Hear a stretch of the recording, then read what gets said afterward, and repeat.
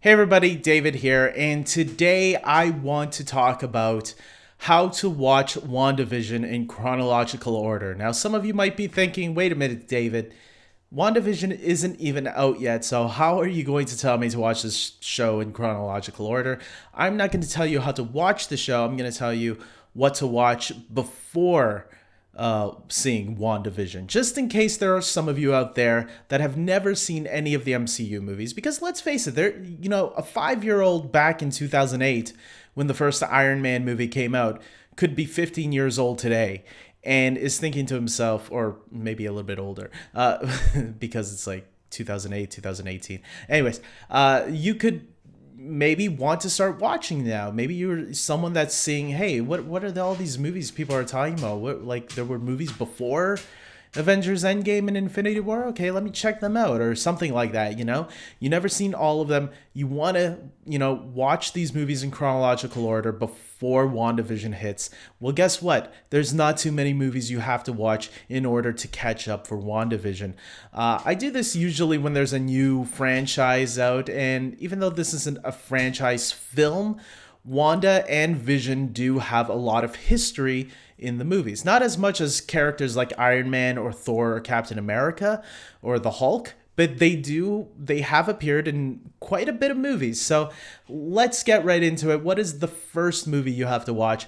I would recommend Avengers Age of Ultron. Now, I do want to say that Jarvis, who was Tony Stark's computer voice.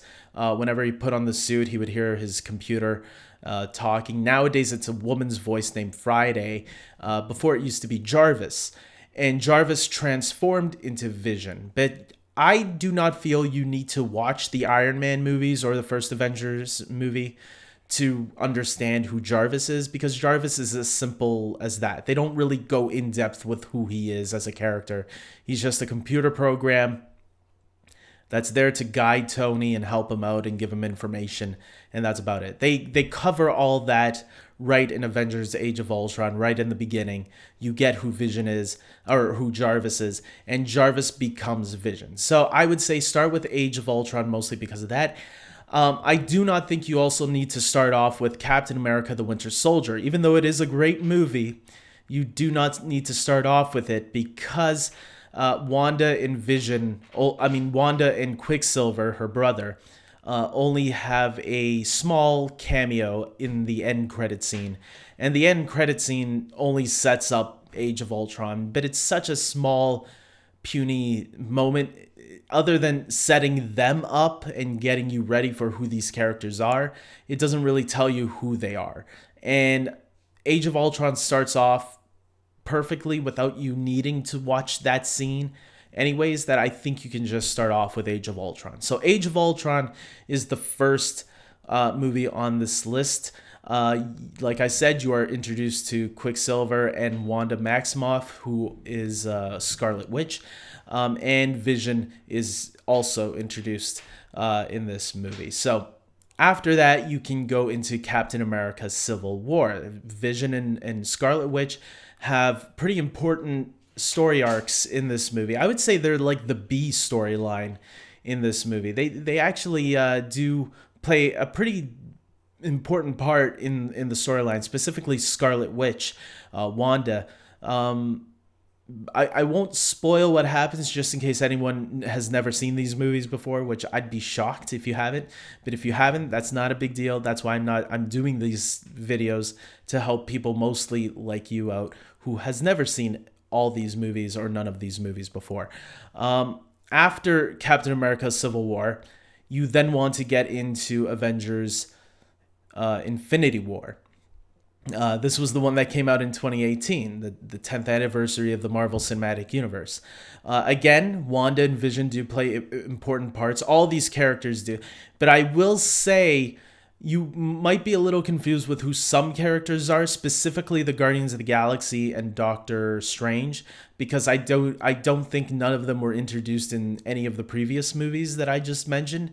So it's not a big deal. But it's not a bad idea to watch Doctor Strange either, I guess. Especially since WandaVision will be But I guess Doctor Strange gets enough screen time that it gets you to know enough of him that maybe you'll know who he is enough by the end of this marathon. So maybe tell me if you do this marathon, tell me what you thought of the Guardians of the Galaxy and characters and Doctor Strange in this movie, because they aren't introduced in the previous two movies that I mentioned. I would like to know from a first time viewer what that experience is like. Like, were you confused at who these characters were, or are you someone that was like, oh no, I got who they were, and now I want to check out their movies too? Well, guess what? I never did a video for them yet, but I will eventually one day. And now after Avengers Infinity War, you can get into Avengers Endgame. And look, if you haven't seen Infinity War or Endgame, I'm not gonna spoil nothing. But if it's important, I'll say that. Watch Infinity War and Endgame, and back to back. Obviously, they go well back to back. That I think it's a fitting conclusion.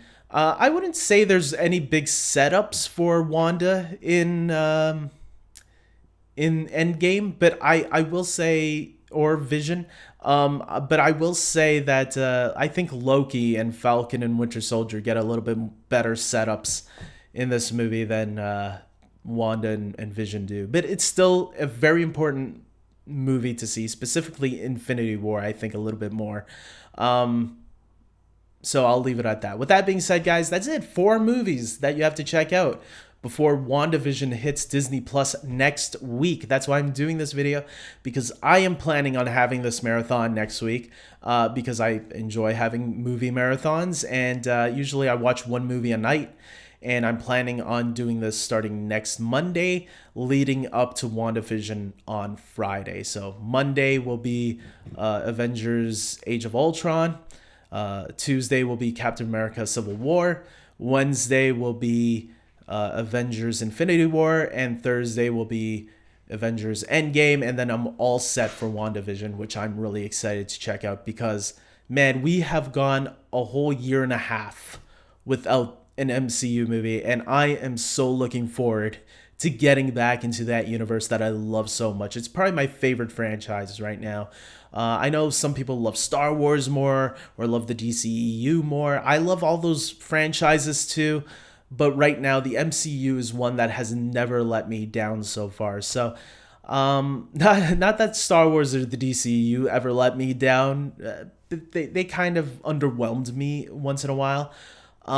This one has not underwhelmed me. I've enjoyed thoroughly every film that they've done. Even the ones that people say are the worst, like Thor: The Dark World or The Incredible Hulk, or Iron Man 3. I love those films as well. Captain Marvel, I enjoyed all those films, man. So the Marvel Universe just makes me happy whenever I watch it, and I can't wait to get back to it next Friday. So until then, everybody, I'll be doing episode reviews for WandaVision just like I did this season for The Mandalorian. So stay tuned for that. Subscribe to my channel if you are excited about the MCU, because of course I am, or the DCU, or Star Wars, or Lord of the Rings, or Harry Potter, or all that stuff. I am one of the biggest nerds out there in the world. So I might not be as big as some people, as knowledgeable as some people are, but I do love these things when I finally get to see them. So with that being said, I hope you guys can like this video. Please subscribe to my channel. And until next time, take care.